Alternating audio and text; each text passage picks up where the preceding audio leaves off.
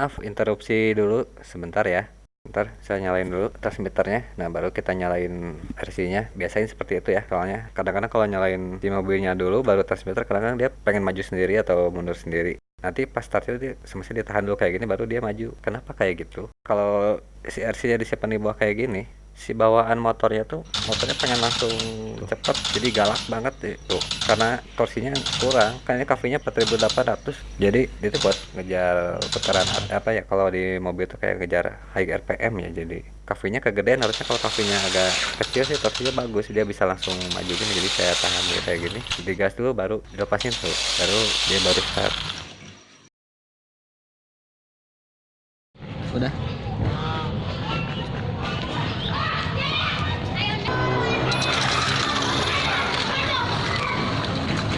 Siap. 2,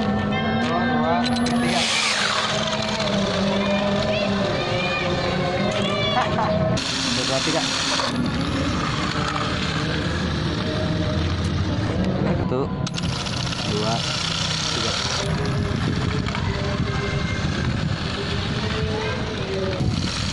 2, 3.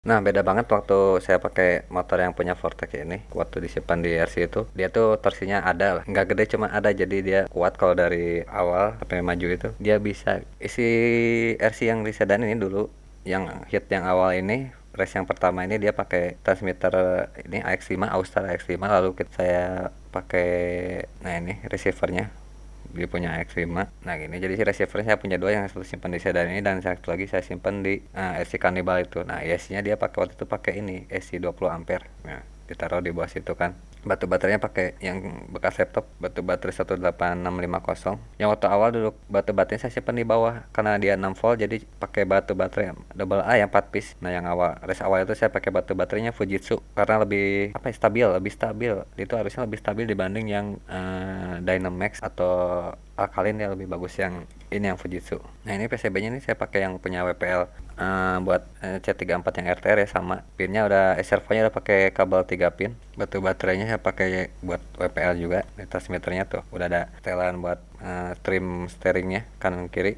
Batu baterainya yang 7,4 volt 500 ampere. Baterainya masih Li-ion ini. Soketnya masih pakai soket biasa ya, cuman chargernya bisa pakai masuk ke chargeran LiPo untuk inputnya. Kalau outputnya dia masih kayak toys yang bawaan WPL gitu. Sekarang kita lihat bagian isinya. Nah yang ini udah pasti metal, dalaman gearbox yang di tengah itu. Nah sekarang saya akan buka gear yang di dalam gardan ini atau bridge. Saya zoom. Nah ini dia tuh udah pakai gearnya, ini bahan metal, cuman metal yang kuningan atau tembaga gitu loh. Ini gear spurnya. Nah gear spurnya udah pakai metal kuningan ya. Nah untuk gear diferensialnya juga saya pakai yang kuningan juga tuh. Kalau teman-teman mau pakai nyobain pakai brushless kayak gini, jangan pakai yang plastik ya di gear spur atau diferensial ininya, karena dia pasti akan cepat rontok. Terima kasih sudah menonton video Slow Custom Channel. Saya mohon pamit. Wassalamualaikum warahmatullahi wabarakatuh. WPL B14 Black Kit